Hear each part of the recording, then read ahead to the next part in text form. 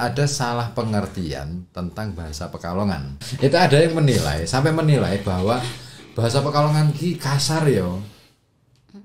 Akhirnya itu yang membuat persepsi masyarakat Pekalongan sendiri merasa malu, nggak pede, seolah-olah bahasa Pekalongan itu jelek. Dan sebetulnya ketika misalkan tadi ada orang Solo yang nelpon jenengan, mbok yo nak ngomong ki sing halus sithik. Itu kadang-kadang kita mau jawab, ya itu bahasa Pekalongan, kok disakano ngegas dan tukaran. betul. Akhirnya aku juga kok ngegas, tenang aja gitu kan. Kok ngegas. Aduh, aku ya nahan ya waktu itu. Biasa apa sih? Nah, biasa sih, rasa ngegas. Kayak karo apa bae. Assalamualaikum warahmatullahi wabarakatuh. Waalaikumsalam warahmatullahi. Bismillah, alhamdulillah, wassalatu wassalamu ala rasulillah amma ba'da. Para pemirsa, bertemu lagi dengan saya Abdul Khalid Ma'rufi, masih di channel Kedai Bincang. Kali ini saya sengaja mengundang dua orang tamu yang istimewa. Dan sebetulnya yang satu sudah pernah diundang, tetapi saya kangen lagi untuk mengundang beliau. Tetapi saya suruh beliau bawa teman. Beliau adalah Pak Ribut Ahwandi. Ribut Ahwandi M. Alah M-Boom. M-Eman. Miliaran. Amin. Rezekinya miliaran. Kemudian yang di depan kami ini Ibu Dina Nurmalisa, dosen Unikal. Beliau juga dosen Unikal dan dosen IAIN. Masya Allah. Luar biasa. Juga penyiar radio. Oh iya. Penyiar radio, penyiar TV, RKB, TV Badek. Loh, berarti kemarin pas saya ditelepon jam 9:30 itu radionya jenengan gitu? Iya. 9:30, iya. Yang malam? Pagi, iya itu di RKB. RKB bener. Apa? Tanya tentang Hari Santri. Iya, betul. Karena saya jadi ketuanya lagi. Ketua lagi. Panitia. Pengalaman. Ketua panitia Hari Santri. Aduh. Baik pemirsa, kali ini saya tidak ingin membahas tentang Hari Santri. Enggak, itulah biar nanti jenengan mengikuti sendiri. Iya. Tetapi saya mengundang beliau ini, dari wajahnya saja sudah kelihatan kalau wajah beliau ini budayawan. Gitu ya. Wajahnya saja sudah kelihatan.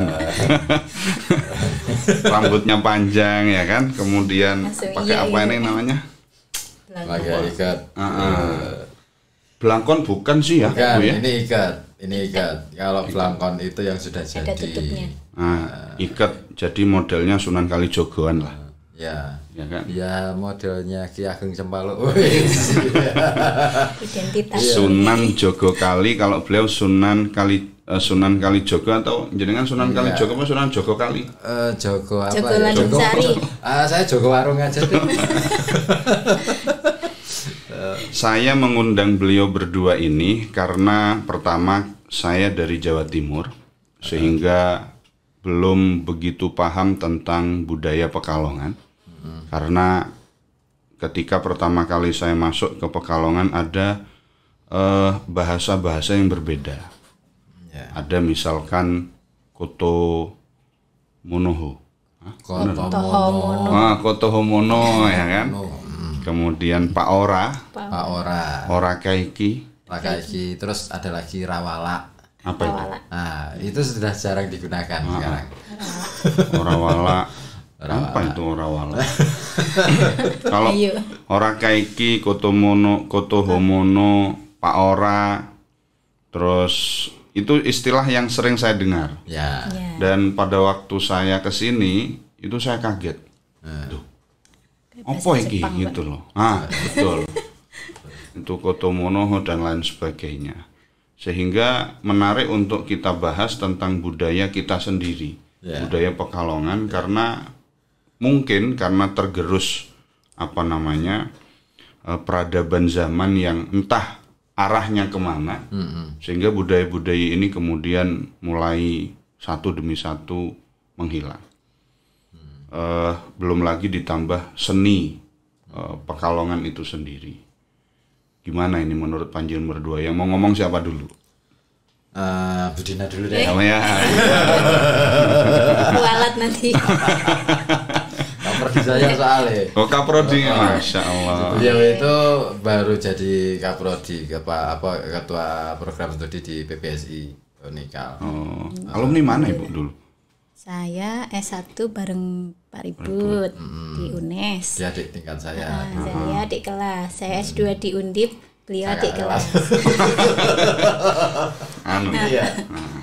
Karena saya udah lulus S3, beliau belum ikut, Pak.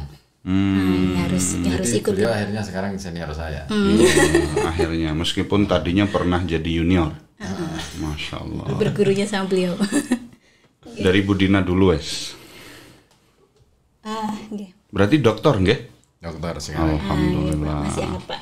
Masih hangat. Masih akan ijazahnya baru keluar kemarin. Belum keluar. Oh, belum keluar. Berarti anu. Kan sudah wisuda. Iya, sudah nggih. Ya, alhamdulillah. Ijazah corona bukan? Angkatan corona. Sekolahnya enggak ya, lama kok sekolahnya. Berapa tahun S3-nya Ibu? 6 tahun, Mbak. 6 tahun. Itu pertanyaan yang menyesatkan. Enggak apa-apa. Enggak apa-apa. aja. Ya, Karena apa-apa. itu belajarnya panjang versi bolak-balik gonta-ganti sampai akhirnya memutuskan untuk membahas tentang identitas lokal. Cocok kan. Oke. Syukron. Sayangnya Pas, memang iya. bukan di Pekalongan, Pak. Oh, identitas lokal yang diangkat. Di Tegal. Tegal. Karena saya ilmu sastra, jadi melihat teks-teks sastra yang menghadirkan identitas lokal. Jadi identitas lokal itu nantinya bisa jadi jadi modal untuk mengembangkan cerita, kemudian untuk menampilkan kebudayaan-kebudayaan yang ada di daerah itu tapi melalui karya sastra. Karena kalau biasanya di Tegal itu mungkin sama ya dengan di Pekalongan, budayanya lisan. Kalau lisan ada pengaruh baru, pengaruh yang datang dari luar biasanya ya katut hilang, lama-lama tergerus gitu. Tergerus. Ini mereka kemudian bikin teks sastra, bentuknya puisi, prosa, juga kalau wayang udah biasa Pak Entus itu almarhum pakai bahasa Tegal, tapi kalau ini teks-teksnya yang puisi dan cerpen prosa seperti itu, cerita-cerita sehari-hari. Nah ini yang kalau saya lihat sih di Pekalongan nggak jalan gitu, yang mungkin pernah ada nggih siapa Bu Iyeng. Mbak Iyeng itu pernah bikin tulisan di koran Suara Merdeka itu. Suara Merdeka. Nah ini semacam ini tapi nggak bertahan. Nah kalau yang di Tegal itu setiap hari Senin Pak ada terus pakai, jadi kayak kita ketemu gitu terus nulis ini budaya tulis yang sedang mereka galakkan dari tahun 94 sampai sekarang itu. Dalam analisis saya waktu disertasi kemudian dilihat ini identitas lokal, ini strategi budaya yang mereka buat untuk menunjukkan kami ini punya identitas karena mereka terpinggirkan, jadi nggak hilang. Bahasa ngapak Tegal aja udah mulai hilang, anak-anak nggak mau pakai bahasa Tegal, udah mulai sampai segitunya. Maka sampai di sekarang ini lagi digodok untuk perdanya, ada muatan lokal bahasa Tegalan yang menggantikan mulok bahasa Jawa. Nah, ini saya sebut sebagai strategi kebudayaan. Mungkin kalau Pekalongan bisa bikin begitu asik juga sih. Tinggal berani apa enggak sih menurut saya. Itu di pemegang kebijakannya nggih. Betul. Ya enggak juga sih. Tapi enggak, didorong oleh masyarakatnya. Itu di Tegal berangkatnya itu dari masyarakatnya dulu. Jadi kalau kalau yang minta itu dari pemilik kebijakan, pemangku kebijakan mungkin lain gitu ya. Kalau ini siapa yang lagi duduk atau punya kebijakan apa bisa beda. Tapi ini memang kemauan dari masyarakat bahwa kami punya bahasa ibu yang tidak ingin hilang. Anak-anaknya nanti nggak pakai bahasa ibu lagi, maka harus ditulis. Nah, budaya tulis ini yang nampaknya memang belum ada di Pekalongan. Kalau bahasanya Kotomonoho, kemudian Pak Ora Rakaiki itu bahasa komunikasi yang ketika menulis pun tulisannya gimana ya, O dengan O itu sama atau enggak, ini udah bentuk dialek udah lain lagi. Betul. Kalau bentuk teks pasti beda. Ya. Gitu. Dan kita nggak jelas arahnya mau kemana. Gini, ketika ngomong kebudayaan kan dinamis ya. Kita ngomong sebelum ke sana. Pekalongan itu katanya dinamis secara general, tapi justru karena terlalu dinamis akhirnya nggak jelas. Berubah terus. Berubah. Zaman tahun 80-an yang saya masih ingat itu bahasa Pekalongan masih cukup kuat. 80-an 90-an itu masih cukup kuat. Begitu sekarang sudah hilang. Bahasa Pekalongan sudah hilang. Apalagi dengan tayangan-tayangan, katakanlah kita punya radio, terus ada televisi lokal pun nggak terlalu banget mau mengangkat bahasa lokalnya sendiri. TV berarti ada bahasa Pekalongan ya? Iya, tapi kan itu hanya tayang satu itu? acara aja, yang lain pakai bahasa Indonesia. Bahkan ketika ngomong bahasa Jawa Pekalongan sendiri, orang-orang nggak pede. Orang Pekalongan rata-rata nggak pede ketika keluar kota. Ya, saya nggak tahu apakah ini ketidakpedean atau karena dia punya kemampuan untuk sebagai orang yang pintar menyesuaikan diri. Misalkan saya bahasanya lebur. Nah, saya ketika pergi ke Semarang, akhirnya logatnya jadi Semarang. Saya pergi ke Jogja, akhirnya logatnya jadi Jogja. Meskipun ketemu sama orang Pekalongan, sama orang Pekalongan, akhirnya jadi orang Jogja, jadi orang Semarang. Pekalongan Jogja. Begitu kita dengar ada misalkan yang lewat terus pakai bahasa Pekalongan, terutama dalam hal misuh-misuh. Iya, itu yang dikenang itu. Wah, ini masih Pekalongan ki. Langsung dek, wah, jangan kangen ki, pengen ngomong Kalonganan ki. Nah itu baru itu. Tapi kangen aja biasanya, nggak sampai ada actionnya. Iya. Hanya kangen, setelah kumpul nganggo bahasa Kalongan, keluar lagi aktivitas sehari-hari, ya sudah jadi balik orang lagi tempat situ. Itu kedinamisannya itu ya. Sebentar, saya dari tadi melihat wajahnya jenengan itu yang menarik kacamata. Kacamata lu asik kan? Lagi bangun identitas. Baik, jadi Ibu Dina ini disertasinya Tegal, nggih? Tegal, Masya Allah. Berarti Tegal ini satu langkah lebih maju daripada kita Pekalongan.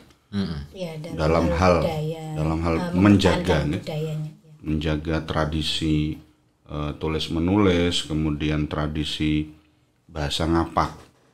Yang memang bahasa ngapak itu ya menjadi identitasnya orang Tegal. Kalau orang Tegal nggak ngapak itu orang kepenak. Tapi ini jadi menarik sekarang Pak, karena Tegal yang kemarin sedang berusaha saya junjung gitu ya, bahwa ini mereka punya identitas yang khas itu, yang tidak hanya ngapak saja, tetapi mereka berusaha untuk menunjukkan budaya yang lain melalui kengapakannya itu. Ini tetangga sebelahnya Brebes itu kemudian jadi kesentil gitu, seolah-olah kami beda dengan Tegal. Gitu. Tapi sebelumnya Tegal juga ketika membangun identitas itu mengatakan kami beda dengan Banyumas. Jadi ada seperti bahwa kesadaran identitas itu nampaknya dari ada kompetisi, ada persaingan. Kalau tidak ada keinginan untuk membandingkan bahwa kami beda itu ya masih fine gitu, karena dalam ilmu bahasa itu masih tergolong dalam satu dialek itu, masih dialek ngapaknya itu dari Banyumas sampai ke Tegal sampai ke Pekalongan itu masih satu. Jadi Tegal, terus Brebes, kemudian Banyumas, ini merasa tersaingnya, merasa bersaing, berkompetisi, diferensiasi. Mereka ingin menunjukkan Itu namanya hubbul waton minal iman. Iya betul. Nah, yang adem ayem itu daerah kita. Nah, kita. Berarti kita tidak merasa tersaingi apa-apa. Karena nggak kesentuh, karena merasa beda itu ya. Bukan sih, nek aku ngerasake bahwa Pekalongan itu merasa lebih hebat karena merasa dirinya lebih hebat dari kota-kota lain. Kita terlalu nyaman Pekalongan itu. Pekalongan itu aman banget loh. Aku aku gelisah banget. Karena kegelisahan karena dengan kenyamanan itu sebenarnya di belakangnya ada banyak masalah yang menumpuk. Kita belum menyelesaikan banyak hal loh. Pekalongan apa sih yang diselesaikan? Nggak ada loh. Gitu ya. Terutama dalam bidang kebudayaan. Kebudayaan. Ngomong identitas misalnya, simbol salah satunya ya. Apa sih simbol Pekalongan? Kalau makanan ada Megono. Tapi Megono pun kadang di mana-mana. Batang ada. Batang bilang loh, gak Megono itu punya Batang. Sampai tekan Kebumen loh itu Megono ada. Dan mereka mau akuisisi enggak? Versinya beda. Oh. Nah, itu kan apa ya? Identitas itu kan sesuatu yang dibuat simbol ya. Simbol itu kan sesuatu yang harusnya dibuat. Apa sih simbolnya? Satu itu, yang kedua misalkan Batang itu agak lebih baik karena mereka punya katakanlah pusaka tombak Abirawa. Itu menjadi simbol dari kekuasaan kalau di sana. Pekalongan apa? Kalong. Pusakane opo? Ora duwe. Kalau punya pusaka, maka itu ketika terjaga artinya ada simbol-simbol yang bisa simbol-simbol itu sebenarnya kan fungsinya sebagai pemersatu, sebagai pengarah. Jadi ketika ada yang mau melenceng, kamu itu sini loh simbolmu, ini loh. Balik kandang gitu. Eling iki omahmu. Lah sekarang kalau Pekalongan nggak ada simbol, ya wajar ketika mereka yang sudah keluar itu nggak kembali lagi, terus padahal sudah hebat nggak mau bangun Pekalongan, ya wajar aja.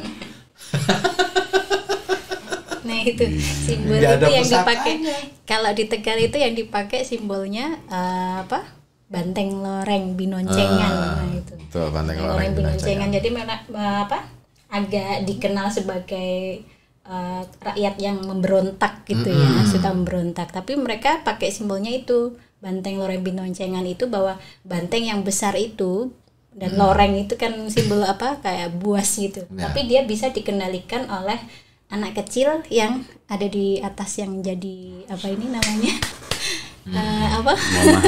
memahami sebuah simbol. Iya, jadi bisa kita itu bisa dikendalikan karena banteng itu ya rakyat yang banyak itu bisa dikendalikan bahkan oleh anak kecil asal itu tadi ada syaratnya bahwa dia mampu untuk mengendalikan itu. Nah sementara kalau di Pekalongan mungkin belum sampai seperti gejolaknya, nggak sampai seperti di sana ya. Saya lagi mencoba meneliti folklore yang ada di Pekalongan. Satu pun nggak ada ngomong tentang simbol itu. Tapi ada satu simbol yang hampir serupa. Ini menarik sebenarnya. Ada satu simbol metafor banget ketika ngomong tentang folklore yang berkembang. Apa? Kebo. Di mana di beberapa desa cerita tentang kebo itu ada. Dan kebo di Pekalongan itu dimitoskan nggak boleh memelihara kebo yang jantan kalau tidak salah, atau betina. Pokoknya di antara itu. Tapi ada soto kebo, Pak. Itu. Wah, itu yang beda. Yang beda. Saya baca itu Pak aneka soto di seluruh Indonesia itu. Ini menarik sebenarnya. Jadi jurnal loh, jurnal ilmiah itu. Jadi dia aneka soto yang ada di Indonesia. Nah, yang pakai kebo itu salah satunya yang khas itu dari Pekalongan. Jadi Pekalongan bukan hanya soto tauco, tetapi daging yang dipakai itu bukan sapi, tapi kebo gitu. Kenapa nggak sapi? Sampai sate kebo pun ada ya. Sate kebo. Kalau sate kebo di Jepara juga ada, tapi kalau sotonya itu sebenarnya kalau soto Pekalongan itu ya nggak pakai daging sapi, tapi pakai daging kebo. Yang lebih luas lagi kumpul kebo. Nah, kalau lambang Itu Pekalongan kan dimana-mana. seperti ini. Itu kan bikinan pemerintah ya, versi pemerintah ya. Artinya barangkali perlu pengkajian lebih. Saya tidak akan mengatakan bahwa itu lambang yang keliru, enggak gitu. Itu sudah disepakati sejak tahun 50-an. Dan akhirnya dipertahankan pada saat wali kota almarhum Bashir kemarin mencoba mengganti simbol itu. Bagi saya sih, kalau saya sih nggak keberatan itu misalkan ganti itu, ini nanti jadi viral asik dia. Nah, ini kalau ini logo lama. Logo versi Belanda itu. Yang Versi ada Belanda. apa? Ada singanya itu. Ada singanya. Singa terus ikan. Itu pasti Nah, seperti itu persoalannya. Kenapa ikan terus dijaring? Itu simbol. Dan kita nggak kerasa, kita melanggengkan simbol ikan di jaring. Ikan itu di laut, nggak di jaring. Hidupnya harusnya bebas, bukan di jaring. Nah, itu kebebasannya hilang. Tapi mungkin ini ya Pak ya apa ikan itu kan di jaring itu karena kaitannya sama Mata Pek Halong. pencaharian, Enggak, betul, yang Pek Pek Halong Halong. itu. Pek Halong itu sebagai apa? Salah satu yang ditulis di catatan Belanda bahwa asal usul Pekalongan itu bukan dari Baurekso dan sebagainya itu, tapi dari Pek Halong, yang bahwa kalau menjaring ikan di Pekalongan itu pasti Pasti hasilnya dapat. banyak. Ketika hasil banyak ini mungkin ya saya nggak tahu itu gimana, tapi kaitannya sama jaring itu mungkin ada di situ, tapi itu menjadi bisa ditafsirkan simbol yang lain. Gitu, karena ya itu tadi hidup di dalam jaring itu berarti dalam tidak jaring. punya kebebasan. Betul. Nah, kalau yang di lambang yang baru kan ikannya sudah tidak terjaring. Di jaring itu, Yang baru dijaring loh. Tetap dijaring loh. ini. Ini kan jaring. Oh, ini jaring ya? Nah, iku laut kan mestinya biru polos. Biru polos. Dan Itu ini tetap ada ada ikan. jaringnya. Kemudian ada apa ini? Benteng Ada itu. benteng, ada Itu di situ. benteng ya di mana aja nggak jelas ya. Kalau kan dia punya Benteng itu- benteng. Makna benteng. Iya, apa kekuasaan. Simbol kekuasaan. Terus kemudian Canting. apa? Canting. Canting itu bagus sebenarnya. Kalau kita melihat, memahami filosofi canting itu keren. Itu bukan ngomong tentang apa ya, kesenian badik, tapi lebih ke manusia yang berilmu itu ya seperti canting. Dia mengambil sebanyak-banyak mungkin ilmu, tapi ketika mau menuangkannya, mau Sedikit demi memberikan sedikit. manfaat untuk orang banyak, ya sedikit demi sedikit. Dan ini tidak kata Pak Ribut tadi tidak disepakati oleh seluruh komponen. Apanya? Yang mana? Ya itu kan sudah final, itu kan sudah final, di akhirnya diiyakan gitu kan. Saya sendiri belum tahu apakah pada saat simbol itu dibikin, lambang itu dibikin, ada rapat terlebih dahulu, rapat besar di tengah-tengah masyarakat gitu kan. Nggih, karena ini kaitannya kan Kongres. dengan dengan Simbol. simbol masyarakat secara keseluruhan sebetulnya. Iya, harusnya menurut saya harusnya di fair aja deh gitu loh. Fair aja deh. Kenapa nggak ada simbol pakai kalong ya? Nah itu dia. Padahal kalong itu bagus loh. Binatang yang cerdas menurutku. Karena dia itu bisa memilah dan memilih Mana? buah mana yang memang matang. Iya, betul. Kalau enggak matang enggak mungkin dimakan. Lah iyalah. Iya. Dia kalau setengah matang enggak mau dia. Masya Allah. Iya. Terus Pekalongan ini seperti apa akhirnya? Kalau begini terus loh, kita kalah dengan Tegal. Brebes akhirnya tersentil oleh Tegal, dan Banyumas mengatakan kita beda dengan Tegal. Pekalongan Mau beda sama siapa gitu ya.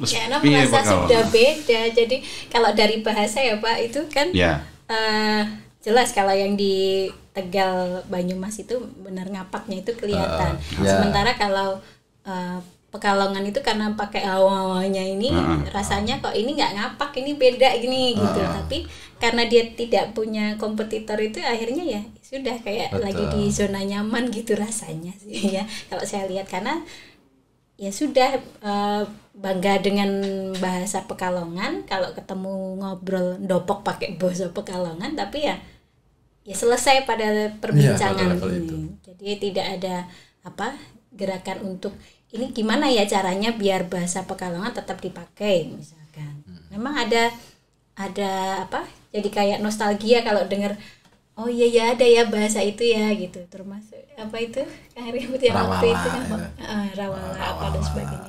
Rawala apa itu rawala? Rawala itu nggak mesti. Nggak selalu nggak mesti itu. Jadi kan ketika dulu kalau misalkan anak-anak main gitu kan, oh ya jadi ngono kowe, oh ndak kok ngene. Rawala. Rawala. Kok sono rawala.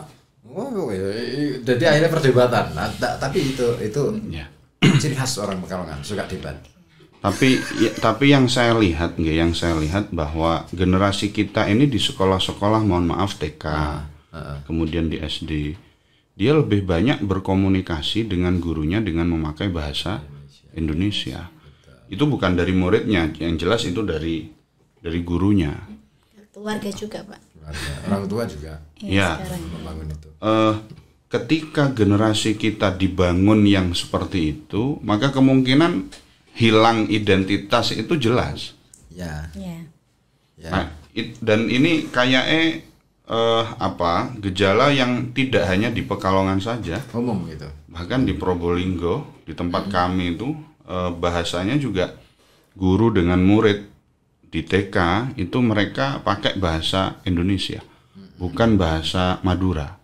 Dan bahkan di Madura sendiri ada orang yang ketika keluar Madura dia malu pakai bahasa Madura. Wah, sama. Dia malu pakai bahasa Madura. Saya pernah ketemu teman di Swalayan Besar di Kediri pada waktu itu. Saya ketemu karena saya tahu kalau teman saya itu orang Madura, ya sudahlah. Saya itu kangen ngobrol bahasa Madura, itu kangen saya. Kalau pengen ngobrol bahasa Madura itu mampir tukang sate. Strateginya tukang sate, ngobrol bahasa Madura saya. Karena kalau enggak ngobrol bahasa Madura nanti hilang saya bahasa Maduranya. Dan saya kalau pulang ngobrol dengan sedulur-sedulur saya yang bahasa Madura itu iki bahasa Maduranya apa? Bahkan saya kalau disuruh ceramah pakai bahasa Madura, angkat tangan saya. Udah nggak bisa. Karena bahasa halusnya yang hilang saya, Ibu. Bahasa halus. Bahasa Madura ada ya. Bahasa kromonya ada. Kromonya ada. Nah itu Nah, untuk supaya tidak hilang, maka saya mampir di Sate Madura. Kenalan saya di Pasar Kedunguni itu ada. Cuma ndak enaknya apa kalau saya mampir di situ gratis. Ya, gara-gara ngobrol Madura itu. Iya. Nah, kalau diparani terus-terusan kan rugi dia. Tapi itu artinya bagus loh. Artinya strategi pertahanan bahasa Madura masih ada dengan tersebarnya bakul-bakul sate itu. Kalau misalkan itu masih bakul sate itu bisa menjadi salah satu modal budaya untuk mempertahankan bahasa. Nah, Pekalongan bakul batik susah juga, Pak.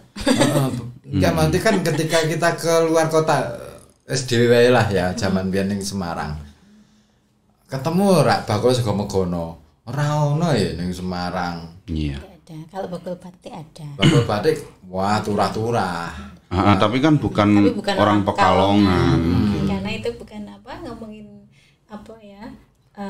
makanan itu kan bawaan ya, cita rasa lidahnya itu pasti beda kalau yang bikin bukan orang asli itu. Tapi aku ngerasain malah justru ketika aku masuk Semarang di Gunung Pati itu, di daerah UNES itu, ada beberapa orang Semarang asli yang di Gunung Pati itu penduduk lokal. Saya kaget loh, ini logatnya kok mirip-mirip Pekalongan ya. Hampir mirip loh sih yang di Gunung Pati, yang asli Gunung Pati. Bukan orang bawah terus naik ke atas. Gitu. Dan resonansi nadanya. Tak itu Gini Pak Ribut, saya dulu kan taunya bahasa Pekalongan itu ketika saya di Lirboyo. Malah di Lirboyo. Ketemu. Oke, kan istri saya orang sini. Oh iya. Saya tahunya orang Pekalongan itu bahasanya mesti haao. Ora a. Haao. Terus ojo kusi. Nah, itu. Dan itu menjadi menjadi pembeda bagi saya. Kemudian nek ana wong sing ngomong kok kuisi Kalongan Mas. Kalongan Mas. Itu jadi pembeda buat saya. Nah, lalu pertanyaannya bagaimana cara kita menanggulangi anak-anak kita ini yang sudah terlanjur bahasanya bahasa Indonesia itu? Ya, karena begini, ketika kita di luar, saya lihat anak-anak kecil-kecil itu kadang bahasanya kotor. Bahasanya kotor. Nah, itu yang kemudian saya bahasa media sosial itu, Pak. Bahasa game. FF. Ya, ada bahasa yang sekarang sudah mereka kotor, di luar itu bahasanya kotor. Satu, karena boleh jadi online itu kita sudah kelamaan sekolah online tapi offline-nya enggak jadi-jadi. Kemudian yang kedua, di sekolah sendiri bahasa komunikasinya diganti dengan bahasa Indonesia. Sebenarnya kalau bahasa Indonesia murni gitu ya, tanpa ada tambahan campuran, kalau saya lihat ini sekarang itu mix bahasanya Pak. Jadi mau bahasa Indonesia tapi versi lokal gitu ya. Jadi tetap ada campuran bahasa itu justru merusak sebenarnya. Kalau misalkan kita mau pakai Indonesia ya udah Indonesia aja gitu. Tapi kalau pakai bahasa Jawa ya Jawa aja, Pekalongan gitu. Tapi kalau dicampur ini malah jadi Jawanya nggak jelas, Indonesianya juga rusak gitu. Itu bisa lihat anak-anak sekarang kan seperti itu. Dulu itu ketika saya masih ingat zaman masih sekolah di SMA itu, dulu kalau ada anak yang kemudian menggunakan bahasa Indonesia dicampur dengan bahasa Jawa misalnya, kaki langsung wah zaman semono ki aku nganti diuneni diseneni karo guru bahasa Indonesia. Karena itu merusak satu, yang kedua itu kebiasaan bukan kepunyaan kita gitu loh. Itu biasanya sih nyampur kayak gitu tuh etnis Cina itu. Kaki sudah dicuci belum kaki kaki piye kan semrawut. Itu. Lah ini untuk menanggulanginya gimana, Bu? Rekomendasinya apa? Jadi dari obrolan kita nanti ada rekomendasi untuk masyarakat kita, sehingga ini betul-betul bisa bukan hanya obrolan bukan hanya obrolan biasa, tetapi bisa memberikan rekomendasi kepada masyarakat atau bahkan kepada pemerintah. Aku gini dulu, saya masuk dulu ya. Jadi ada salah pengertian tentang bahasa Pekalongan. Sebagian masyarakat, ya kita harus tahu bahwa masyarakat yang duduk menjadi penduduk di Pekalongan itu kan nggak semuanya asli Pekalongan. Betul. Banyak yang pendatang. Contohnya saya. Nah, itu ada yang sampai menilai bahwa bahasa Pekalongan ki kasar yo. Akhirnya itu yang membuat persepsi masyarakat Pekalongan sendiri merasa malu, nggak pede, seolah-olah bahasa Pekalongan itu jelek. Dan penilaian itu ya cukup berpengaruh karena hampir guru-guru era tahun 80-90 sampai mungkin 2000 awal itu rata-rata guru-guru yang di Pekalongan ini sing wis senior-senior itu rata-rata bukan orang Pekalongan persoalannya. Akhirnya ketika ketemu dengan murid yang begitu, terus langsung kasih penilaian nggak sopan. Wah kamu tuh nggak sopan. Padahal itu kekayaan khas Pekalongan. Cara bicaranya ya seperti itu. Itu efek akhirnya ngefek ke bentuk ke ini apa ya, sugesti bahwa itu jelek gitu ya. Tersugesti. Aku siaran tuh kadang-kadang gitu. Jadi bingung aku bingung jadi wis nganggo bahasa Pekalongan gitu terus tiba-tiba nelfon bilang karena beliau adalah orang Solo, notabene adalah orang Solo, beliau mengatakan, Mas, mbok ya kalau misalkan pas siaran kayak gitu sama orang tua itu ya mbok ya bahasanya dihalusi sithik apa piye.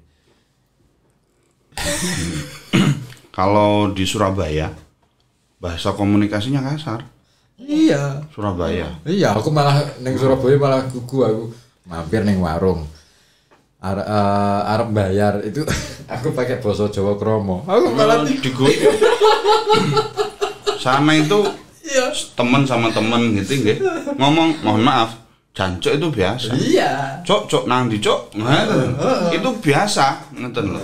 Tapi mungkin bagi orang yang tidak tahu bahwa itu adalah bahasa komunikasi yang sudah mendarah daging dan itu bukan maksud untuk menghina antara satu dengan yang lain, itu nggih di Surabaya never mind, tidak masalah. Tapi ketika kita menggunakan bahasa itu kemudian didengar oleh orang misalkan Solo, itu jadi masalah. Nah ini sebenarnya yang harus mengerti kitanya apa pendengarnya ini? Itu udah terstigma ya Pak ya jadinya ya. Sama kayak bahasa Tegal itu kan terstigma dia. Jadi kalau di orang Tegal itu sebenarnya kalau ketemu dengan sama-sama orang Tegal pun mereka kalau bukan di Tegal nggak mau pakai bahasa Tegal. Ini sudah begitu. Jadi seolah walaupun sama ini pengalaman saya orang Banyumas ketemu Purwokerto ketemu dengan orang Tegal, mereka sebelahan terus berantem gitu. Kami itu udah nunggu-nunggu ini saya agak jahat ya. Ini ngapak-ngapak bagus nih gitu ya. Ternyata kok pakai bahasa Indonesia. Ya jangan begitu ya gitu ya. Dialeknya itu ya kan kita tetangga ya gitu kan jadi apa kok pakai bahasa Indonesia gitu. Pada ketika biasanya ketika sudah emosi atau apa itu kan yang keluar itu ya bahasa spontan lah itu ya apa yang menjadi kekesalannya. Tapi ternyata tidak, artinya memang kita harus lihat dulu kalau di Pekalongan ini apakah dialek Pekalongan itu sudah bisa masuk ke kategori bahasa gitu. Kalau masih sudah bisa disebut bahasa Pekalongan, mungkin kita bisa masukkan ke yang tadi pembiasaan di sekolah, salah satunya dengan muatan lokal itu mungkin salah satu upaya pelestariannya bisa di situ. Tapi kalau memang ini dialek yang hanya untuk komunikasi, bahasa komunikasi tidak kuat untuk bisa menjadi sebuah bahasa, bahkan bahasa dialek itu sendiri mungkin ya akan jadinya bahasa komunikasi terus yang hanya hidup pada saat kita berkomunikasi non formal. Bahasa yang campur yang mix itu tadi antara mempertahankan dan merusak. Mempertahankan bukan pada tataran kalimat satu, kalau kita ngomong apa itu bunyinya begini, tapi pada kata, pemertahanan kata yang masih dipertahankan tapi udah dimix dengan bahasa Indonesia. Banyak kata yang hilang juga sih. Menurut saya sih itu ya. Jadi rekomendasinya Ibu. Kalau misalkan saya kemarin bilang gini, agak debat panjangnya, apakah bahasa Tegalan itu sudah bisa disebut sebagai bahasa Tegal gitu. Itu kan dialek nih. Jadi memang agak ngototnya di sini, ini dialek bukan bahasa Tegal. Tapi ketika mereka merasa bahwa ini bahasa ibu yang unik, yang beda gitu dengan sekelilingnya, mereka kemudian sampai di tahun 2006, dari 94 sampai 2006 menyelenggarakan Kongres Bahasa Tegal. Nah, gitu. Jadi kontestasi Kongres Bahasa Jawa dan Bahasa Tegal ini karena mereka nggak dapat tempat gitu ya di media massa, itu harus pakai bahasa Jawa, bahasa Wetanan gitu. Terus kalau di komunikasi sehari-hari dibilang itu kasar gitu. Jadi kok stigmanya itu jelek gitu. Sekalian aja dijelekin gitu, tapi ada identitasnya dikuatkan. Aku jadi kemarin itu ingat pas anakku yang pertama itu si Mas Harga itu lagi ngerjakan tugas bahasa Jawa. Setengah mati pancen bahan wacana yang dimunculkan dalam pelajaran bahasa Jawa itu nggak bakalan mudeng anak Pekalongan. Karena standarnya wetan. Berubah jadi Solo Jogja. lebih cenderung ke Solo. Jadi wah, Apa ini ini? teksnya jadi mesake bocah ra mudeng iki meskipun bahasane ngoko tapi ngoko ala Solo. Itu bukunya dari Solo. Yang paket itu loh, paket itu. Aduh, aku mikir wah ya kasihan. Memang harus sudah waktunya kita mengenalkan bahwa Pekalongan punya kekhasan bahasa itu. Makanya perlu saya kira kongres budaya Pekalongan itu perlu, sangat perlu untuk menata mana bagian-bagian apa. Sebenarnya sudah ada usaha untuk melakukan itu dari Dinas Pariwisata dan Kebudayaan itu. Ana budayaane sih Parbud Pora ya. Ono. Parbud ora. Parbud ora. Nah, dulu itu pra Kongres Kebudayaan Nasional itu kan kemudian semua daerah harus membuat PPKD namanya, pokok pikiran kebudayaan daerah. Itu bagus. Menurut saya kebijakan pemerintah pusat cukup bagus dalam hal menginventarisir kekayaan budaya yang ada di lokal. Tetapi setelah Kongres Kebudayaan Nasional yang digelar tahun 2018 itu selesai, ya sudah nggak ada follow up. Mestinya ini jadi pemicu anggaran untuk kebudayaan harus lebih besar menurut saya itu. Karena untuk menginventarisir kebudayaan saja kita butuh riset. Itu.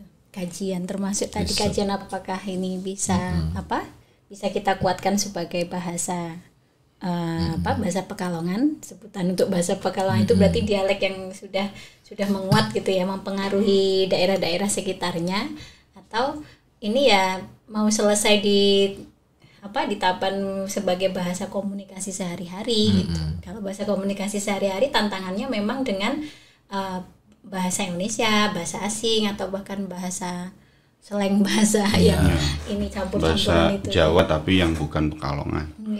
Nah, gitu juga. Yang menarik itu adalah kesadaran orang-orang Tegal mungkin. Ini kesadaran manusianya. Iya. Karena kita banyak video-video YouTube yang kemudian menampilkan misalkan full ngomong ngapak dengan dasi JKT 48. Kemudian bocah Tegal belajar bahasa Tegal. Itu kan. Cewek secantik dasi ternyata ngapak banget ya. Iya, betul. Video lucu bahasa ngapak gorengan kadaluarsa. Ya, aku iya betul. Dan ini ndak ada di Pekalongan, Ibu. Artis. Wah, ini ngomong artis ya. Ada beberapa artis yang Jadi kan juga artis kan? enggak, berarti artis yang wis ning ibu kota loh ya. Nah, aku kan di sini kotaan. Kotaan studio. Nah, apa ya? Beberapa teman-teman artis yang asli Pekalongan ketika dijak ngobrol sudah berubah bahasanya. Dia ndak pede pakai bahasa Pekalongan. Sudah Betawi banget. Pernah aku ketemu beberapa itu yang asli Pekalongan. Mereka ada yang ketika pulang ke Pekalongan sampai aku ngomong, "Mbok wis sih ngomong Kalongan bae sih, so koyo angel koyo wong koyo wong endi bae ya kowe." Ya iki kamu gawe ora Pekalongan kok. Ayo angel sih. Nang ndi wae iki ora ono ning Pekalongan. Bae onone, bae karo B. Apa sih? Ono B. B. Ora kayak iki sih. Nah, pasti ada sinya, Pak. Iya. Apa orang? Ya, Jadi memang kesadaran mereka untuk mempertahankan bahasa ibu itu bahkan para artis diajak podcast dengan menggunakan bahasa ngapak itu. Iya, satu-satunya kalau kita ngomong artis rap rock menurut saya yang rap rock itu yang menurut saya masih bisa kita andalkan. Cuman ini perlu katakanlah misalkan ada promotor yang gede, rap rock itu perlu didukung. Iya, kita itu cuma butuh orang yang gila dalam tanda petik. Dia sudah nggak butuh lagi uang, terus dia cuma support aja orang-orang yang kreatif seperti rap rock ini supaya go nasional, bahkan nggak perlu go internasional. Nggak cuma batiknya yang nasional ya. Oh, batik aja sebenarnya dari batik itu bisa kita melestarikan bahasa gitu ya. Iya, betul. Atau budaya dari selama ini kan ya Iya benar. Kalau saya lihat balik lagi nih ketika karena kemarin risetnya banyak di situ. Jadi mereka menulis puisi yang ditulis di kain kemudian jadi batik puisi. Batik puisi itu dulu pernah sebenarnya mau saya jadikan tema disertasi juga, tapi karena nggak ada barangnya gitu Pak. Ada sih beberapa tapi nggak ada barangnya dan itu tidak jadi publik untuk massal gitu. Jadi ya produksi untuk massal nggak ada ya. Nggak bisa untuk contoh bahwa ini gerakan masif gitu. Tapi kalau di Tegal itu memang dari tamu yang datang itu dikasih batik puisi pakai bahasa Tegal, puisi pakai bahasa Tegal gitu terus. Jadi tiap puisinya ganti dan itu batik tulis memang untuk ditulis sengaja untuk kegiatan tertentu. Aku nek ngomong batik menarik iki. Motif Pekalongan khas Pekalongan apa? Katanya Jelamprang itu di mana-mana ada. Itu kan yang jadi persoalan. Ada satu selendang namanya selendang Pak Ora. Nah, itu sebenarnya bisa menjadi identitas. Nah, kasih deh Pak Ora nama-nama. itu bentuknya kayak apa ya? Apa yo? Sama nojo ngarang gitu. Iki ono temenan asli.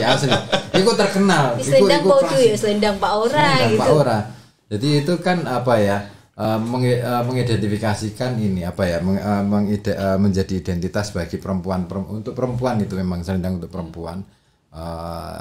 Jadi selendang Pak Ora itu lebih ke selendang sing perempuan itu nanti akan punya karisma, punya kewibawaan dan bahkan dia punya hak untuk seolah-olah punya hak untuk jadi perempuan Pekalongan itu wes pokoknya Pak Ora lah. Ora penting kowe wong lanang ngono kuwi ya. Loh, kok nyampe ideologi itu. Iya, sampai ke situ. Sampai ideologi itu. Nah, itu menarik sebenarnya kajian-kajian semacam itu. Itu batik memang itu memperbanyak riset tentang budaya itu penting. Jadi kalau saya bilang di tulisan saya itu bahwa Pekalongan ini tradisinya adalah pertunjukan. Gitu. Jadi kalau ada apa-apa itu ya tontonan itu lebih menarik daripada kita ngomongin tentang tulis itu. Ya. Yang tulis-tulis itu ya jarang diminati. Padahal tahu masa hidup teks tulis itu lebih panjang. Gitu. Nah, kalau tontonan satu kali ini selesai gitu. Tapi kalau yang tulis itu kan walaupun itu tersimpan sekarang mungkin nggak dibaca, bisa jadi nanti jadi manuskrip yang luar biasa gitu kan pada masa tertentu gitu. Lalu kenapa Ibu tidak menulis tentang Pekalongan sendiri? Pertanyaannya banyak banget. Ya bukannya nggak ada, kita kesulitan ya. Mencarinya kesulitan sih. Aku mencarinya kesulitan. Bener. Saya waktu itu jadi perjalanan akademik saya waktu itu sudah mengangkat tentang representasi Pekalongan dalam teks sastra.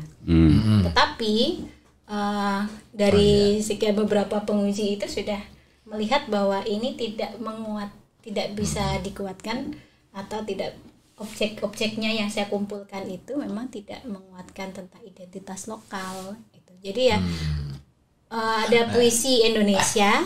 Bicaranya tentang Pekalongan. Memang nostalgia, ada Kaliloji, ada apa yang puisi-puisi dalam rangka ulang tahun Pekalongan itu bicara tentang Pekalongan tapi pakai bahasa Indonesia. Itu dimanapun, di kota manapun ada gitu. Jadi bukan jadi identitas.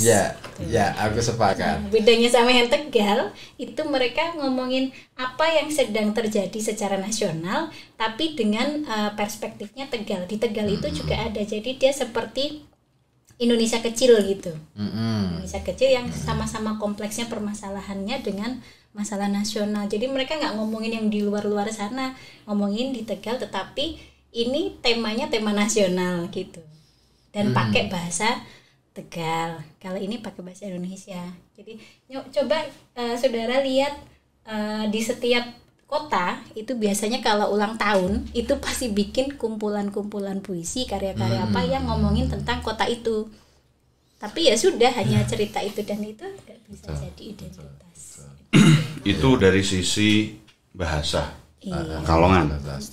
Istilahnya dari sisi bahasa kita agak agak sulit untuk mempertahankan cita rasa budaya sendiri.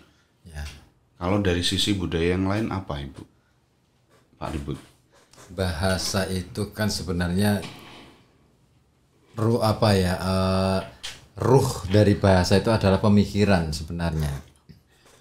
Jadi ketika kita ngomong bahasa, maka sebenarnya itu ngomong tentang cara berpikir, cara pandang orang. Kalau bahasanya masih seperti itu, artinya bahwa masyarakat pun cara pandangnya masih seperti itu, sebatas itu. Yeah. Dan kecenderungan orang Pekalongan ketika aku sepakat ketika ngajak nulis puisi saja misalnya, yang paling sederhana ya, itu nggak ada yang menghasilkan pemikiran, nggak ada yang menghasilkan pemikiran tentang apa itu Pekalongan. Adanya yang muncul adalah keluh kesah. Dan ini Terus, sama deskripsi objek gitu. Deskripsi objek, terus kemudian seolah-olah rasa bangga terhadap masa lalu.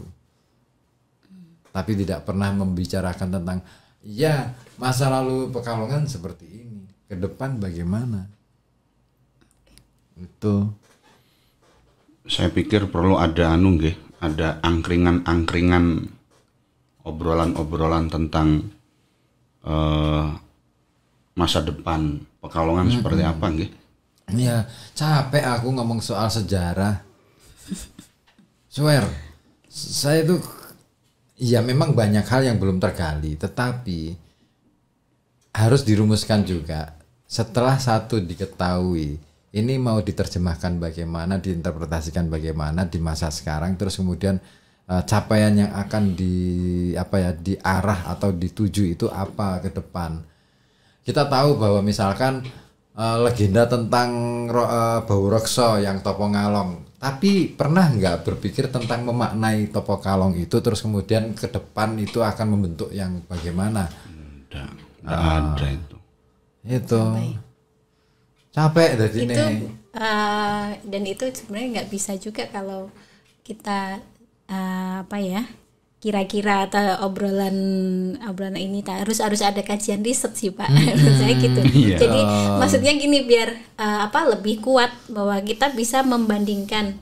Kalau kajian riset itu kan harus membandingkan dengan daerah lain yang mungkin sebenarnya punya permasalahan yang hampir sama dengan Pekalongan. Ingin punya identitas, tetapi memang tidak ada yang bisa diunggulkan gitu. Jadi hampir sama, umum lah gitu, umum dengan yang lain. Nah, apa itu? Ini yang harus ada dukungan itu kalau menurut saya. Ya. Apa mungkin orang kita ini terlalu sibuk dengan batik? Sehingga bisnis lah kata ya. industri Pak katanya. Apa mungkin orang kita ini terlalu sibuk dengan bisnis sehingga tidak terlalu memikirkan budaya? Pak ora apa sih budaya iku sing penting weteng. Penting lancar. Sing penting omahku apik, sing penting tumpakanku apik. Ora mikir kaline warnane kaya apa, kadang-kadang seperti itu. Bisa jadi seperti itu. Karena dalam beberapa catatan lebih banyak ketika ngomong tentang Pekalongan lebih banyak catatan-catatan yang muncul dari Cina atau dari Belanda.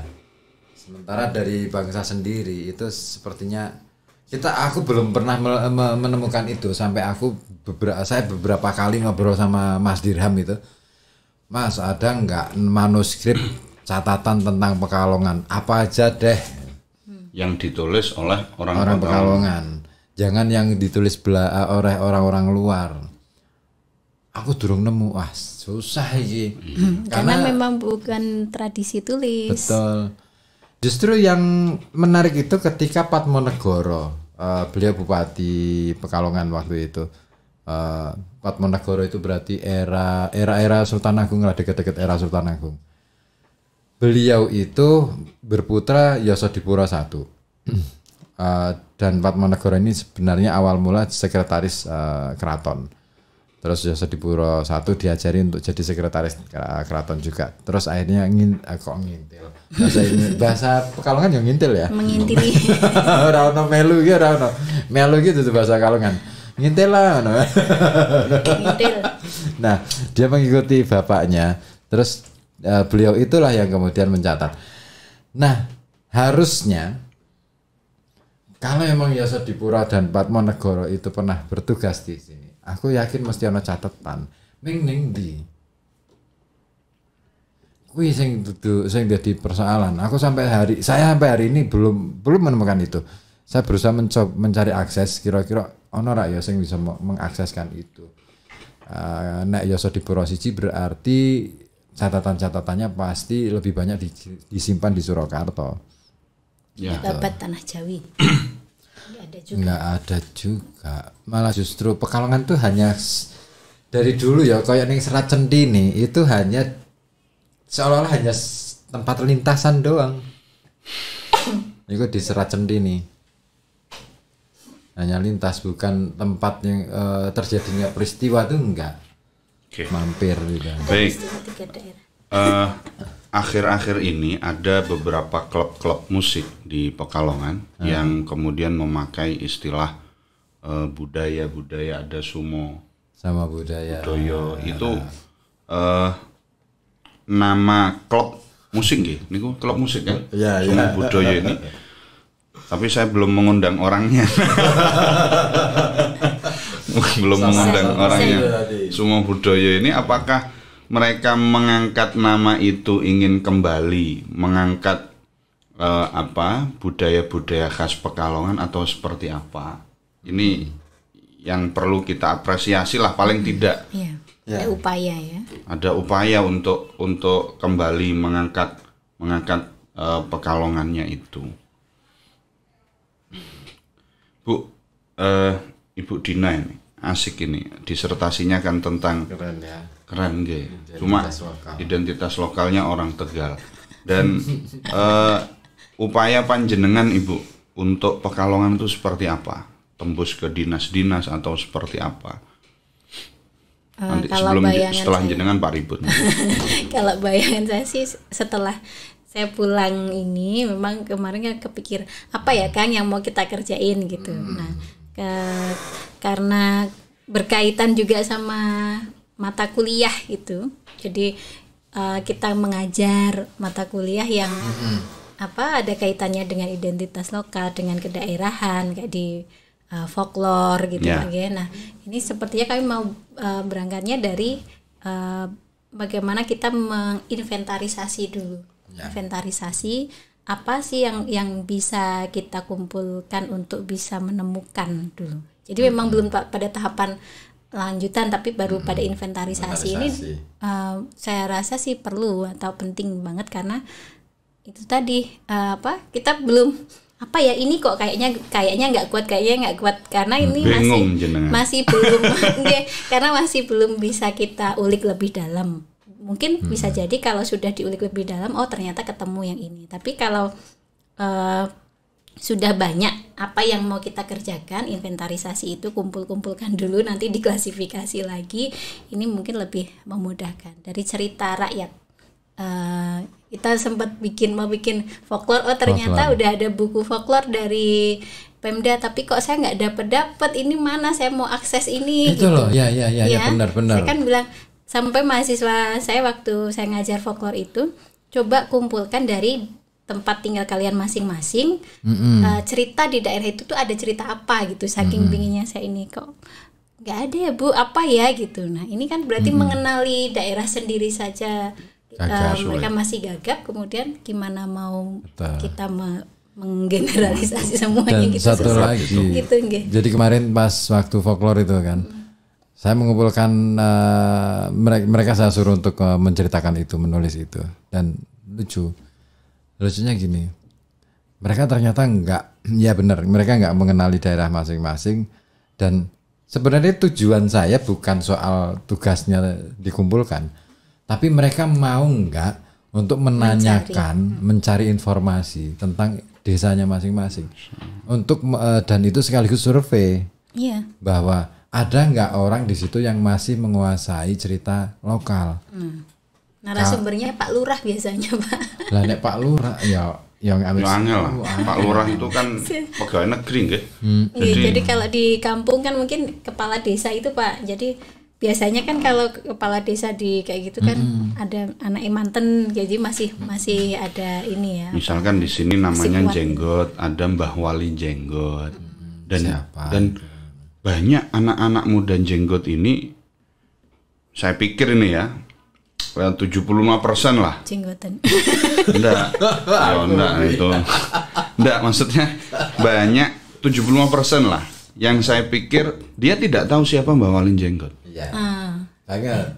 Ya, seperti Landung Sari. Oh iya, Landung Sari itu ada Mbah Walinya juga, Mbah tetapi Landung. kemudian mereka anak-anak mudanya ini tidak tahu siapa itu Landung Sari. 90% kan. Saya tetangganya Pak Riput juga tahunya ketika rame-rame ada itu Landung ya. Sari itu kan.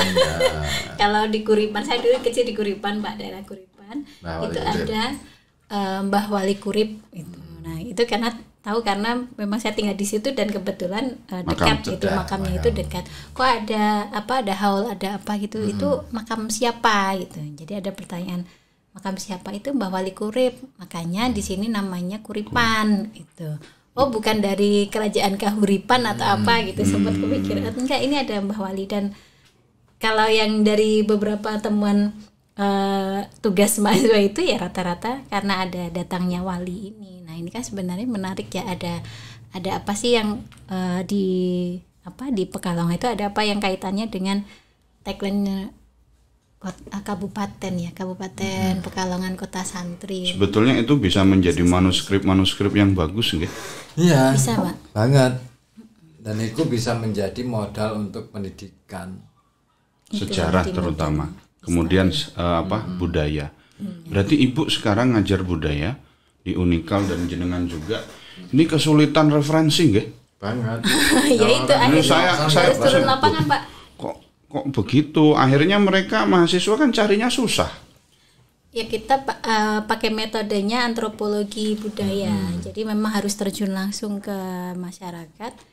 Bahkan cari tahu orang yang paling tua di kampungmu itu siapa begitu. gitu ya, siapa, apakah bisa bercerita tentang asal mula desa ini gitu.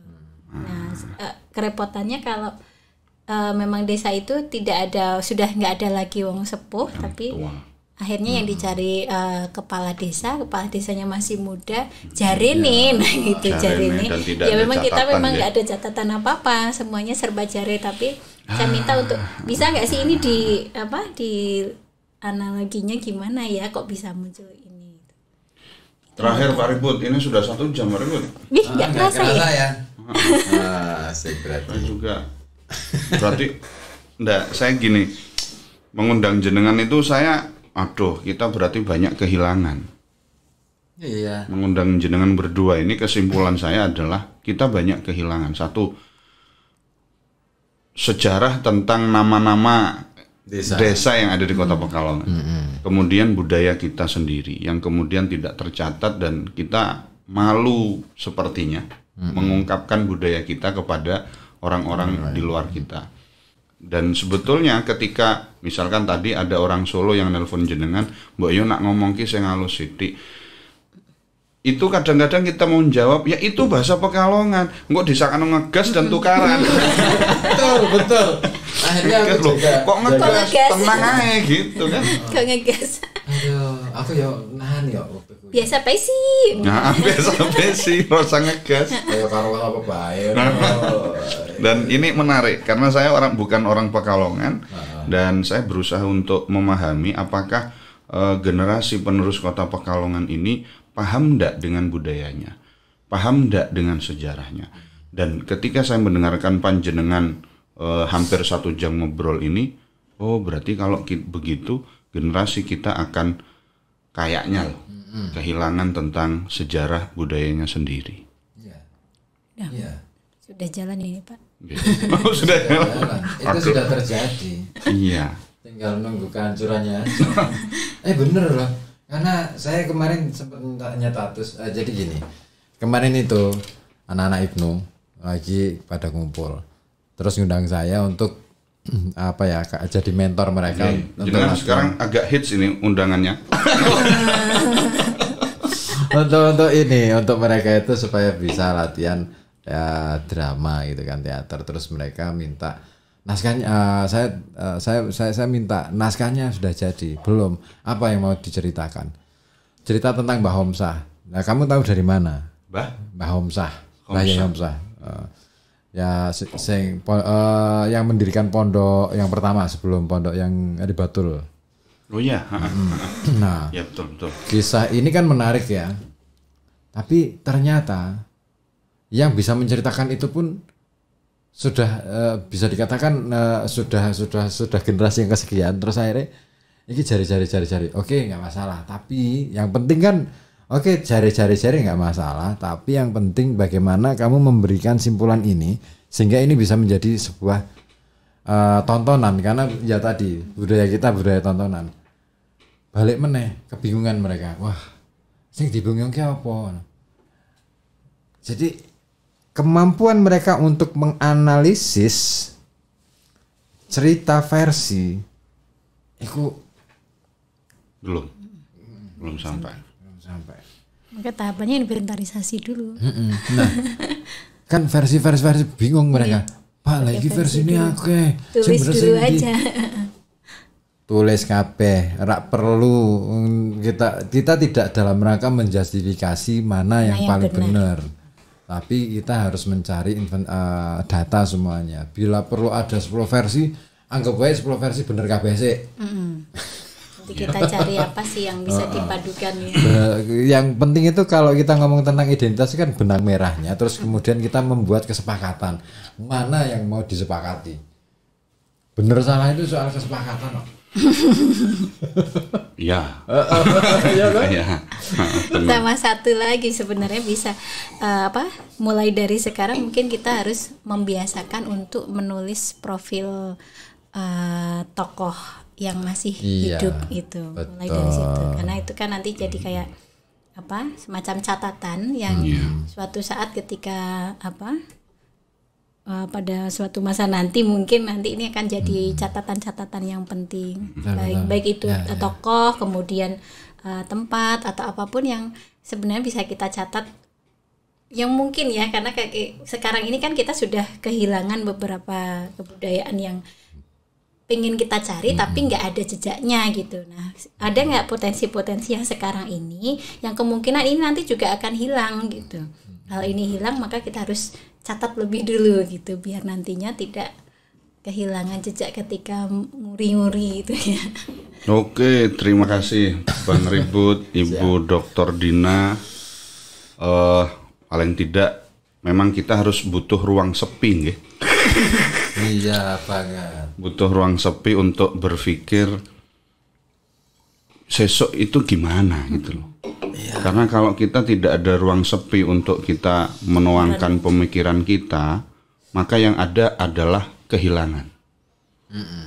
Dan salah satu ulama yang getol untuk pegang sejarah itu adalah Maulana Al-Habib Lutfi. Dan sebetulnya kalau anak-anak muda kita mau ngaji sejarah sama Abah itu luar biasa. Gini nopo, jarang saya wani. Satu jarang yang berani, terus meh tekon ki wedi. Sama. Pak Yai wedi. Meh dhewe. Ya Allah. Aku ketika beberapa kali ketemu sama beliau gitu kan, ngerasa speechless. Enggak sih, kalau saya kebetulan ketika ngobrol bersama beliau itu enak gitu loh, artinya beliau sebenarnya beliau sangat terbuka dengan pendapat apapun.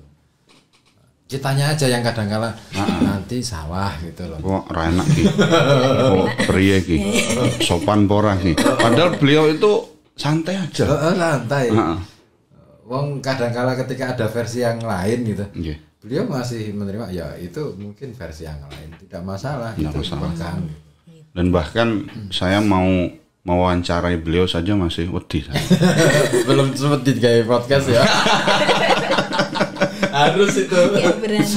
Masya Allah. Pemirsa, demikian saja obrolan kita. Semoga obrolan ini bisa menjadi menjadi penyemangat kepada generasi muda bahwa sekelas Ibu Dr. Dina yang ingin memetakan sejarah Pekalongan saja akhirnya harus lari ke negara tetangga.